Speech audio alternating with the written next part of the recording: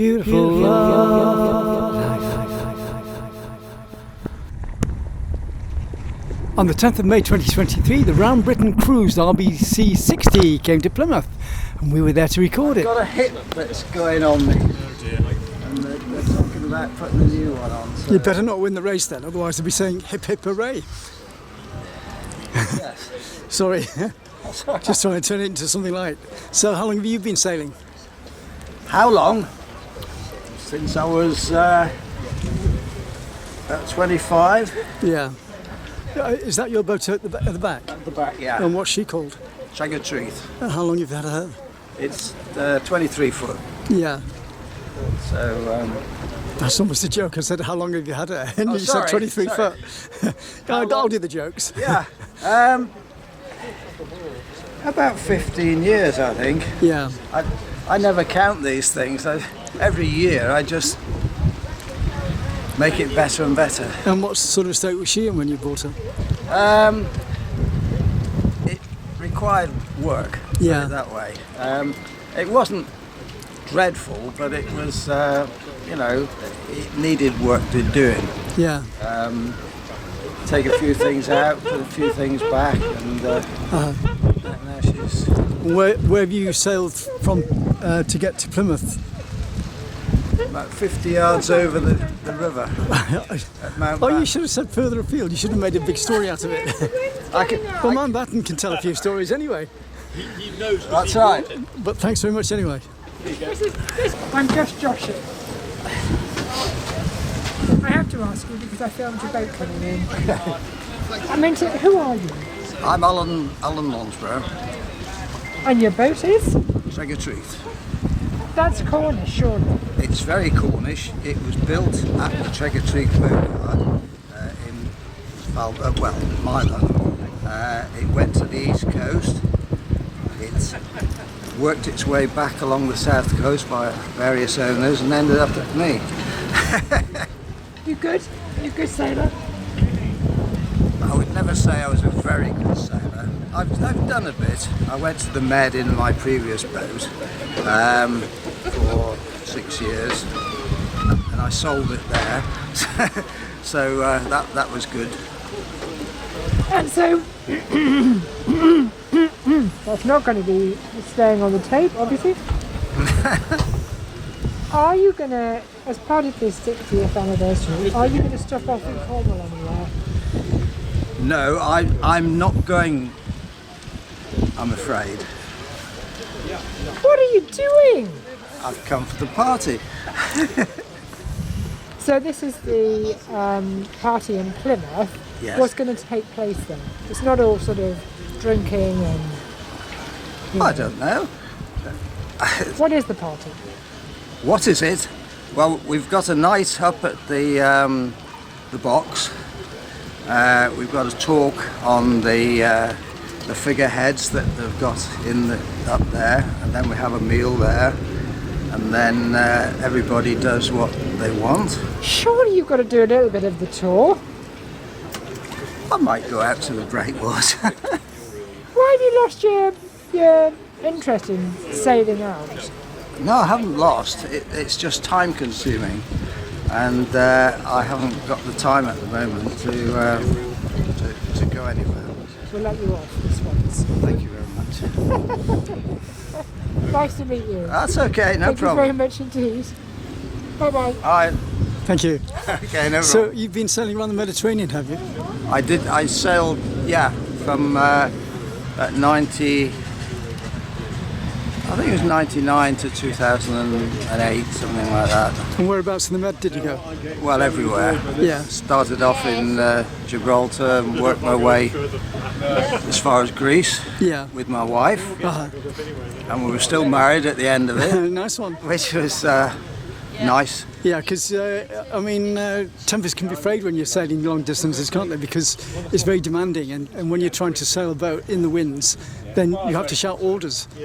Well, you have to, and you have to speak loudly, Yes, and and tempers get frayed from time to they time. can do. But we got around it. So what's your favourite place in the Mediterranean when you were sailing? Oh, Minorca. Minorca, yeah. The smaller the island. Yeah. In fact, we were so taken that we ended up buying a place there. Have you still got it? No, I sold it the week before the crash in 2008, where everything went That's timing. pear-shaped. Yeah, now it's difficult to stay any distance overseas for any period of time, full stop, which is ludicrous. It There is. shouldn't be any control over freedom of travel. No, but that's the way it is. And Yeah. So what's your name again? Alan, And you are quite avid, I would say, painter. Yes, I do marine art. So I was the artist in residence last year, drawing the yachts, which is quite beautiful. And I'm going to have another go this year. So how much of this journey have you done so far? The 60th anniversary. Well, I'm just starting at the moment to get my head around. Boats are arriving, bunting is going up, flags are flying, and it's beginning to look interesting. So what is so special about this kind of event? Well, I think classic yachts are history, and they're the history of sailing, and they're the sort of history of commerce and trade. And a lot of people think of the ocean as a barrier, but it's not. It's a freeway. It's this. If you before the advent of the internal combustion engine, you do about 10 miles a day walking beside the horse which carried the packs. Whereas a sailing boat can do 150, 200 miles a day, and that changed everything. So all the transport and all the trade and all the history was by sea, and classic yachts are a reflection of our beautiful historic sailing past. Have you got any old sea dog tales for me? Old sea dog tale. I didn't think about that for a second. Something dramatic happen? Well, have you heard of the Battle of the Catwater in Plymouth? No. Right. In the late 1500s. You weren't around then, No. so don't tell me that. No, it was. I wasn't around. But there was a full-scale battle took place in Plymouth Sound, and Sir Walter Raleigh was preparing a fleet to set sail for Brazil to find the fabled city of El Dorado, financed by Queen Elizabeth. And a Flemish fleet came gale-bound and sailed into the Sound. But the Flemish were allied with King Philip of Spain, which were mortal enemies at the time. And they failed to dip their ensigns to the to the citadel. And that was a declaration of war. So Raleigh, without hesitation, set sail in the Catwater, sailed into the Sound and let loose with the 6-pounders, and battles commenced. And there was a full-scale nautical engagement. 2 ships were severely damaged. One had to retire. The Spanish ambassador was involved, and it was a major rout. It was a great success for the Brits. So what happened to the Flemish ships? They retired in bad order. Do they sort of wave a white flag or something? Not anymore. But they would have at that time. I think sailing in the opposite direction would do it. But it's this famous sea battle that took place in the Sound, and it actually did happen. Yes, but it's a bit old, that sea dog tale, isn't it? It doesn't involve you. You must have come across her a couple of times. I try hard to do it. I sailed across the Atlantic last year, single-handed. So it was Plymouth to Madeira non-stop, Madeira to the Azores non-stop, and the Azores back to Plymouth non-stop. And great fun. It was an enormously challenging sail. There was a couple of big gale off Finisterre and a big gale off halfway down Portugal, which is a southerly gale, which is very annoying. Just lay a hull for 3 days and just rode it out with a small storm tube. And all the preparation work I did on the boat and all the planning actually worked out, and everything was fairly straightforward, which is what we want. The ideal is not to have any exciting tales at all. Lovely. Thank you so much for talking to me. That's very interesting. I'll see if I can get some of your pictures on social media. Lovely to meet you. They're here. Yes, I see. I've taken a couple of pictures. Okay, you got a couple. So you do all the painting for the classical boats as well? Yeah. Well, we've spoken quite a few times. Yeah. Hi, Chris. How's it going? You all right? Yeah, so back again. So I'm just sort of seeing what's a good angle to start with. Can you tell everybody what your name is again? My name is Adrian Bishop. And what's your website? AdrianBishopMarineArt.com. Yeah, nice one. And how are your drawings and paintings coming on? Actually, rather well. Good. I had an open studio a couple of months back, Yes. which was a great success. Nice one. Sold a lot of paintings. Where did you have your exhibition on show then? Well, it's open studio at home.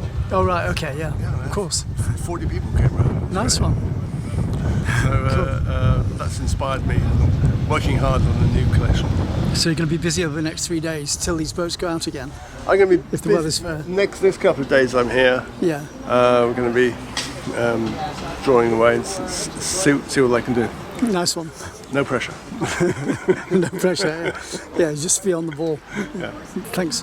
Nice. The gaffer style with the... It's a gaff It's a cutter. traditional gaff cutter. Gaff cutter with the bowsprit that raises for mooring alongside in these very tight marinas. A giveaway as a recognition factor. When we felt the boat move. Pontoon move. They do.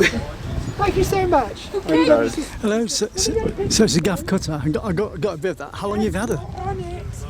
This is the gaff cutter, Roxanne. We've owned 4 years now. Well, 5 years we've owned her, but an awful lot of work was required to bring her back to what she should That seems to be. be the story with most of these Took boats. the first year, of course. Yeah. But now she's good. Yeah. Nearly finished and sails very well. Have you been come far with that? Because some of the boat people here have only travelled up the all the rivers, local rivers. This trip we've done no distance at all, but she has been to Brittany, Yeah. cruising extensively in previous seasons. Yeah. This year we're based in Mayflower, so we can't claim a So you've massive probably voyage. done the shortest distance of the lot. Very nearly, I suppose, yes. So what sort of boat did you have before? Before this, we've had a Cornish Travers Mark 1, and before that a Cape Cutter. So we've gone up in size gradually, and this is now the optimum size for 2 people to handle, Yeah. to do a decent passage Yeah. in safety, because they are very safe boats. So how long have you been into sailing then? Oh, all my life. Yeah. It's a lifetime's pastime. Wouldn't try anything else. And being very traditional minded, of course. And what's the furthest distance you've travelled?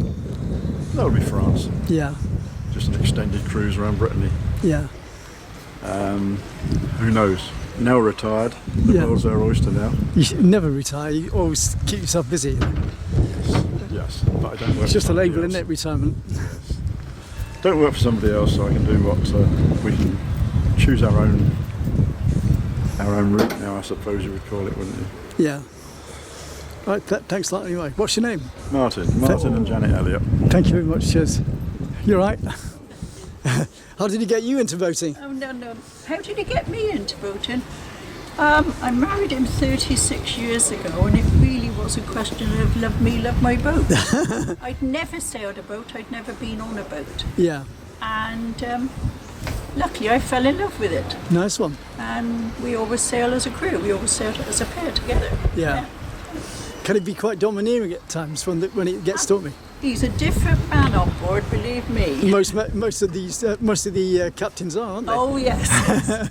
You do what he says when he says. Yeah. Yeah. Right. Nice to meet you. Anyway. Thank you. Thanks very much. Cheers. And Julian's getting ready to do some painting of a classical boat.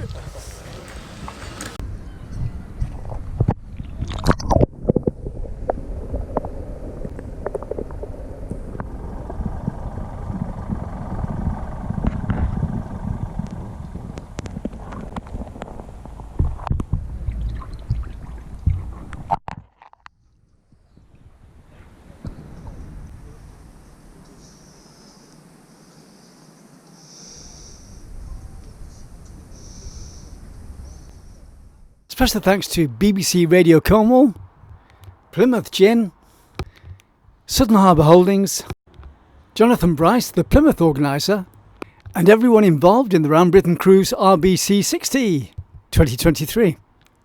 30 years of culture and the arts as a free service on Love Summertime TV.